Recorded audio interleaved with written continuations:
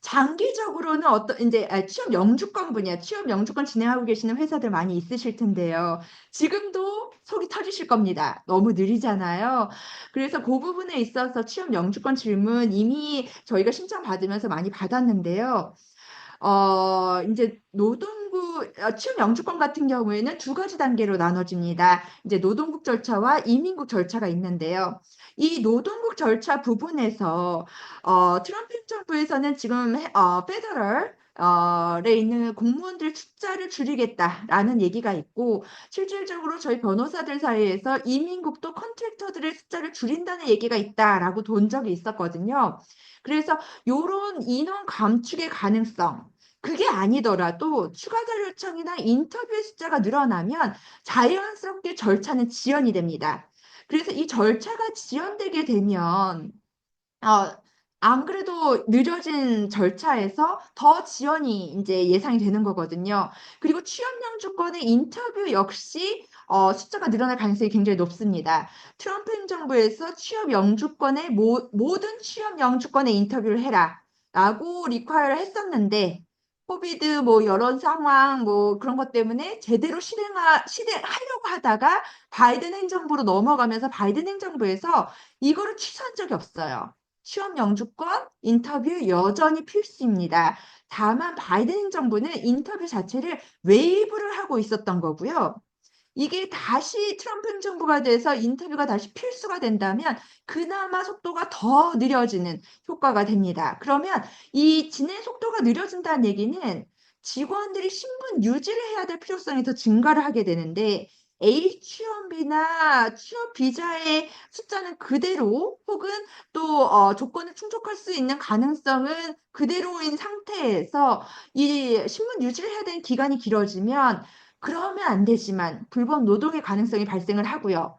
그 길어진 기간 사이에 고용주 역시 취업 영주권을 진행할 것인가 말 것인가에 대한 의사 변경이 발생을 할 수가 있습니다. 또 이거는 이제 직원 쪽인데요. 직원들도 이제 다른 영주권을 받을 수 없는 DUI라든지 이런 기록들이 발생하는 불미스러운 일들이 발생을 하기 때문에 전체적으로 거절 비율이 증가될 가능성이 있습니다. 트럼프 행정부에서는 20%까지도 이제 거절이 올라갔던 적이 있었기 때문에 모든 절차를 순서대로 다 밟더라도 이게 추가 절차이 나오고 인터뷰가 나오고 오디시 나오면서 거절 비율이 늘어난과 동시에 이게 지연되면서 발생하는 부작용으로 또 거절이 늘어날 가능성 이런 것들에 대해서도 저희가 예상을 해야 될 것 같습니다. 장기적으로는 어떤 일이 일어날 것인가라고 했을 때 우선은 장기적으로는 취업 비자 같은 경우는 H1B의 방향이 더 베스트 앤 더 브레이티스트로 바뀔 가능성이 있습니다. 이 부분은 트럼프 행정부 1기에서 트럼프 행정부가 간절히 원했으나 결국은 많은 챌린지를 받고 시행을 하지 못했던 부분이에요.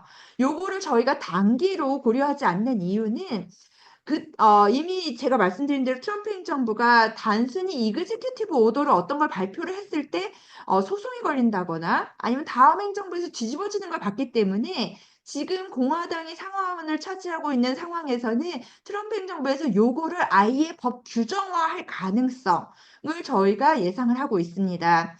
이 내용은 뭐냐 하면 그러니까 프리베일링 웨이지가 이제 네 단계로 나눠지는데 레벨 1, 2, 3, 4. 그래서 레벨 1은 보통 마켓에서 17% 바닥 17%의 영주권자, 시민권자 혹은 합법적인 체류 신분을 가진 사람들이 그 잡 타이틀로 받는 연봉 수준을 얘기하는 건데 17%면 사실은 바닥이 아니거든요. 꽤 높은 수준이고요. 뉴욕처럼 대기업이 많은 지역에서 프리빌리지 웨이지 레벨 1은 중소기업 입장에서는 맞추기가 상당히 부담스러운 숫자인 경우들도 있습니다. 근데 회사의 규모나 이런 걸 전혀 고려하지 않은 상태에서 이미 레벨 1도 힘든데 트럼프는 낮은 레벨 1 경력 없고 신입은 필요 없다. 우리는 제일 경력이 많고 그리고 능력이 있다라고 판단되는 레벨 3나 4에 위치한 외국인들만 H1B를 해주겠다라고 하는 부분이고요. 다른 측면으로 아예 추첨을 할 때 offered wage 순서대로 추첨을 하겠다라는 건데 이게 실행되지 못했던 이유는 법 규정에 H1B 추첨은 선착순이라는 말이 있었기 때문에 그래요. 그러니까 먼저 접수되는 순서. 단지 이 먼저 접수되는 순서를 알지 못하거나 너무 많이 접수가 한꺼번에 됐을 때 추첨을 하는 그게 아예 규정이 있기 때문에 그래서 이걸 실행하지 못했는데 장기적으로는 트럼프 행정부에서 이 부분에 대해서 일기 보였던 열정대로라면 2기에서 장기적으로 끝날 때쯤 해서 이 규정을 실제로 법문화할 가능성을 저희가 고려를 하고 있습니다. 그리고 두 번째로 예상하는 거는 해외 미국 대사관에서 비자 인터뷰 과정 중에 이제 미국 취업 비자에 해당하는 E나 O나 H 이 같은 경우에는 투자자가 아니고 투자자 회사에서 일하는 직원에 대한 부분이고요. 이 부분에 대한 챌린지가 예상이 되는데 그거를 예상을 하는 근거는 저희가 이제 그 코로나 때 인터뷰를 중단하면서 얘기했던 그런 부분들, 인터뷰 중단이라든지 그런 거에서 미국인을 우선 고용해야 된다. 우선은 미국인을 고용하는 노력을 보여라. 이런 부분들이 있었는데 그런 것 때문에 H나 O나 E를 직원으로 채용하는 경우 그 직책에 대해서 충분히 영주권자나 시민권자를 고용하려고 하는 의지가 있었느냐. 즉 취업용주권에서 저희가 채택하고 있는 필수 절차거든요. 요거에 대한 법 규제화. 그래서 단순히 그 조건을 충족한다가 아니고 회사도 영주권자, 시민권자를 채용하려고 노력을 했는데 그게 되지 않았다라고 증명을 추가적으로 하게 하는 이거는 이제 고용주 입장에서 비용적인 그 시간적인 부담이 되기 때문에 이런 거를 법제화할 가능성이 있습니다. 그리고 스템 OPT나 OPT를 아예 폐지를 해서 혹은 일부 영역, 스템 영역에만 허용을 한다든지 이런 식으로 해서 취업 영주권과의 연결 고리를 끊는 방법을 이제 트럼프 행정부에서 고려한다라는 얘기가 있었는데요. 이 OPT나 스템 OPT 같은 경우에는 그렇게 역사가 긴 게 아닙니다. 그래서 요 OPT나 스템 OPT 덕분에 많은 외국인 유학생들이 H1B로 연결이 되거나 O나 E로 연결이 됐었고 이들이 취업 영주권으로 가는 트랙이 됐었기 때문에 요 취업 영주권으로 연결되는 여기에서 다리를 끊는 그 OPT하고 스템 OPT를 폐지하는 정책을 실행할 가능성이 있습니다. 취업 영주권에선 좋은 소식. 이제 디나이얼이 올라가게 되면 영주권에 줄 서 있는 사람의 숫자가 점점 줄어들면서 어느 시점이 되면 영주권의 무효에 대해서 아무도 걱정하지 않는 상황이 발생을 할 수는 있습니다. 저희가 트럼프 행정부에서는 무효에 대해서 아무도 관심이 없으셨거든요. 왜냐하면 무효가 닫힌 적이 없으니까. 그 이유 중에 이제 코로나도 있었지만 이미 무효의 순서 영주권 485가 들어가기 전에 이미 많은 숫자가 거절이 돼버리면 이 병목 현상에 지금 병목 현상을 겪고 있는 이 상황에서 문호가 어느 순간 열리는 단기는 아닐 거예요. 트럼프 행정부의 후기쯤 갔을 때 그런 효과가 발생할 수 있는 가능성이 있습니다. 트럼프 행정부에서 이제 선거 공약 중에 미국에서 유학생으로서 등록금을 내고 학부를 졸업을 하면 모두가 영주권을 주는 걸 고려하고 싶다. 뭐 그런 얘기를 하신 적이 있어요. 그렇기 때문에 이민 정책에서 오히려 영주권을 받는 게 더 용이해지지 않느냐라고 얘기를 하시는 분들이 있는데 그 부분에 있어서는 트럼프가 취업 영주권 지금 현재 처음 이민법이 생길 때 규정된 취업 영주권의 숫자 이민국은 취업 영주권을 무제한으로 발급을 할 수가 없습니다. 숫자가 정해져 있거든요. 그 숫자보다 많은 숫자가 지금 영주권 신청하기 때문에 문호가 닫혀 있는 건데 이 숫자를 바꾸지 않는 이상 졸업하는 모든 외국인들에게 영주권을 받을 수 있는 기회를 준다 한들 이 사람들이 영주권의 순서가 될 때까지 기다리는 이 기간을 채울 수 있는 건 H1B밖에 없습니다. H1B, O, 이제 E. 요 취업 비자에 있어서 H1B 숫자를 늘리지 않는 이상 H1B가 훨씬 더 소중해지실 거예요.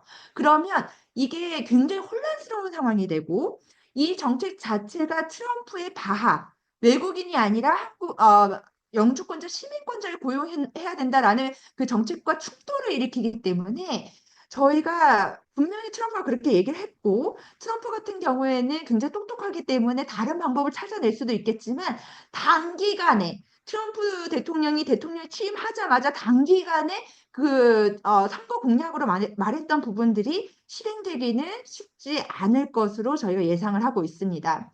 그렇다면 안 좋은 얘기 다 이거 우울하게 이렇게 다 만들어 놓고 그러면 어떻게 할 거냐? 어떻게 하는 것이 우리가 현명한 것이냐? 우선은 회사가 당장 취해야 할 액션들이 있습니다.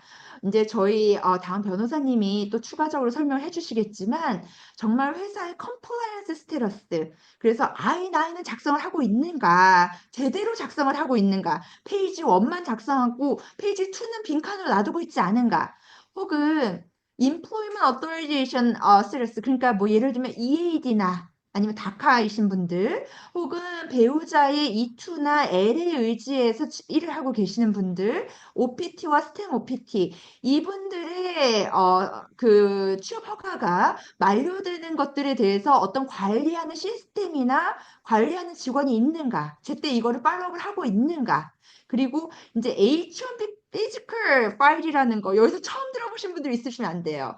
이제 요 H1B를 고용하는 회사들이 반드시 보관하셔야 하는 H1B 고용에 관련된 서류들이 있습니다. 보통 이민 변호사들이 H1B 처음이세요? 아니면 예전에 해보신 적이 있으세요? 라고 여쭤보는 이유는 내가 이 H1B 피지컬 폴더에 대해서 설명을 해야 되는가 말아야 되는가를 판단하기 위한 질문이거든요.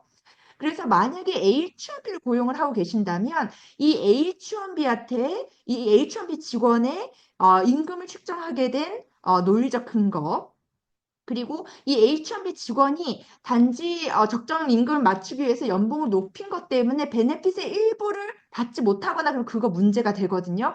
그러지 않았다라는 확인 서류. 그리고 이제 이 절차에서 발생하는 서류들 중에 반드시 보관해야 되는 거. 저희가 피지컬 파일이라고 얘기를 하지만 전자로 보관하셔도 상관없어요. 하지만 만약에 H1B 때문에 회사에 오디시 나온다면 요 파일을 제일 먼저 요구를 할 것입니다. 그래서 이러한 파일들이 제대로 정비가 되어 있는가, 인사과에서 그런 것들에 대해서 관리를 하고 있는가에 대해서 확인을 한 번쯤 지금 하시는 거를 권해드리고요. 불법 체류나 취업 허가가 없는데 일하는 직원이 있다면 이 부분에 대해서 회사가 어떠한 비즈니스 디시전을 내릴 것인가에 대해서도 검토를 하셔야 됩니다. 만약에 회사에 지금 취업 허가나 이런 거 없이 일하고 있는 직원이 있는지 없는지 파악이 안 된다면 그건 정말 큰 문제고요. 그래서 그런 부분들 1월 트럼프 대통령이 취임하기 전에 인터뷰가 가능한 비민 비자, 취업 비자나 취업 허가서가 있다면 우선 처리하시는 것을 권해드립니다. 예를 들면 E2가 3월에 만료된다. 저희 E2 직원 비자를 가지고 계신 분이 3월에 만료된다. 굳이 3월까지 기다리지 마시고 트럼프 대통령이 들어와서 어떤 액션을 취하기 전에 그냥 먼저 연장을 하는 2달 정도 손해는 괜찮잖아요. 5년 확보 받으실 수 있으시면. 그래서 그런 것들 혹시 H1B 비자가 있다. 이 사람들의 혹시 비자 인터뷰를 먼저 보는 게 낫지 않을까. 이제 취업 허가서를 받고 계신 분들, 다행히 바이든 대통령 행정부에서 얼마 전에 요 540일 자동 연장하는 걸 아예 규정화했어요. 그래서 트럼프 대통령이 들어오더라도 그걸 바꾸지는 못할 테지만 우선은 연장 서류나 이런 거에 있어서 접수가 가능한 게 있다면 우선 접수를 하시는 게 좋겠다. 그리고 마지막으로 이제 회사 쪽에 이제 부탁을 드리는 것은 이제 저희가 트럼프 행정부에서 노 RFP 폴리시를 겪어본 변호사들 입장에서는 이제는 바이든 행정부를 만족시키는 서류로는 불안해요. 그리고 이렇게 해서 추가 자료 요청이 나오면 고객사도 변호사에 대한 신뢰가 없어지고 변호사도 사실상 심리적 부담감이 굉장히 높아집니다. 그렇기 때문에 처음부터 RFE가 나올 여지를 없애서 이제 가능한 많은 서류를 포함하고 싶어 할 거예요. 변호사들은. 그런 상황에서 이전 변호사님은 아니면 혹은 이전 케이스에서는 이런 서류까지 달라고 하지 않았는데 왜 이렇게 뭘 달라고 하지? 너무 귀찮다. 이렇게 생각하지 마시고 만약에 변호사가 엑스트라 마일을 가려고 한다면 그래서 추가 절청을 막고 트럼프 행정부에서 혹시라도 있을 그런 트렌드에 대해서 대비를 하고 싶어 한다면 회사 쪽에서도 협조를 해주시면 저희 이미 트럼프 행정부 일기 해봤거든요. 그래서 이기에 대해서 저희가 최선을 다할 수 있도록 도와주신다면 많은 도움이 될 것 같습니다. 장기적으로는 저희 절차대로 그리고 원칙대로 하시는 걸 권해드려요. 이게 처음부터 절차대로 원칙대로 한다면 그게 힘든 일이 아닌데 그렇지 않은 경우 이거를 절차대로 원칙대로 하려고 하면 굉장히 힘들어지거든요. 근데 트럼프 행정부는 굉장히 스마트하고 여러분들 미국 아시잖아요.